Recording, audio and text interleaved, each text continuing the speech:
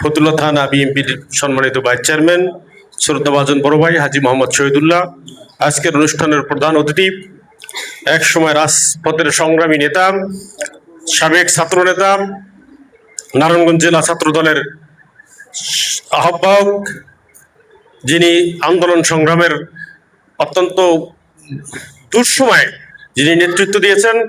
আমি 2012 সালে যদি ভুল না করে থাকি, পাগলার ইসলামিয়া বাজার একটি বক্তব্য রেখেছিলেন আমাদের সাবেক ছাত্রনেতা। তখন আমি যুবদল করতাম টিটু ভাইয়ের সাথে, মামুন ভাইয়ের সাথে।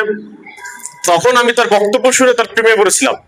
আজকের অনুষ্ঠানের প্রধান অতিথি রাজীব ভাই অত্যন্ত চমৎকার যুব উপযোগী বক্তব্য দিয়েছিলেন। তৎকালীন সময় স্বৈরাচার বিরোধী আন্দোলনের, এই দেশের বাক স্বাধীনতা যখন কেড়ে নিয়েছিল, এই দেশের ভোটের অধিকার যখন কেড়ে নিয়েছিল, তখন ওই সাহসীর ভূমিকা নারায়ণগঞ্জের মতো জায়গায়, শামীম ওসমানের মতো জায়গায়, সেখানে ওখানকার স্থানীয় সন্ত্রাসীদের যে ভূমিকা ছিল, রাজপথ যখন দখল ছিল, তখন রাজীব ভাইয়ের বক্তব্য আমাদেরকে সাহায্য করত, রাজপথ আন্দোলন সংগ্রামে আমাদেরকে সাহায্য করত।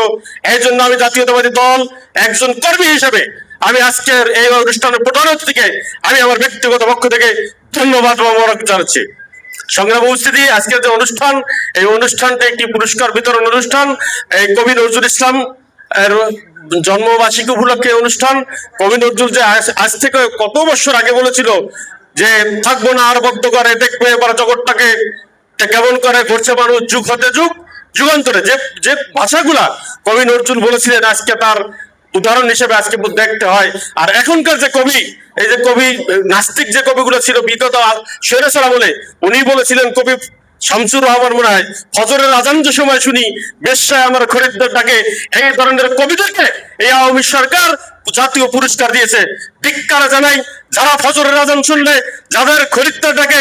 ফজরের আজান আর আসরের আজানের সাথে পার্থক্য কি? ফজরের আজান শুধু পার্থক্যটা আসসালাতু খায়রুম মিনান নাওম, ঘুমের চেয়ে নামাজ উত্তম। এই সমস্ত কবিরা এই দেশের 12টা বাজাই দিয়েছে, শিক্ষাঙ্গনে 12টা বাজাই দিয়েছে, শিক্ষামন্ত্রীরা শিক্ষাঙ্গনে 12টা বাজাই দিয়েছে। আমি দেখলাম এবার 34% শিক্ষার্থীরা তারা অংশগ্রহণ করতে পারে নাই। তার কারণ কি?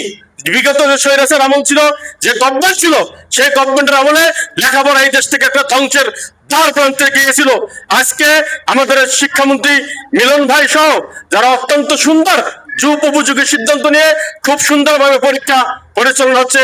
আমি এই সরকারের সফলতা কামনা করে আজকে আমাকে এখানে আহ্বান করে দাওয়াত দেওয়ার জন্য বিশেষ করে অত্যন্ত ভাই যারা অতিথি আছে সকলকে ধন্যবাদ জানিয়ে আমি আমার বক্তব্য শেষ করছি।